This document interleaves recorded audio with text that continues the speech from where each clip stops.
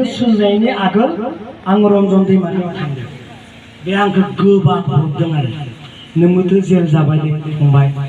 फिसाला होनदों फिसालासो नालाय जोङो जे बामखौदा मोदैयासो राम गलायदों आरो इंलिसाव बुंदों बियो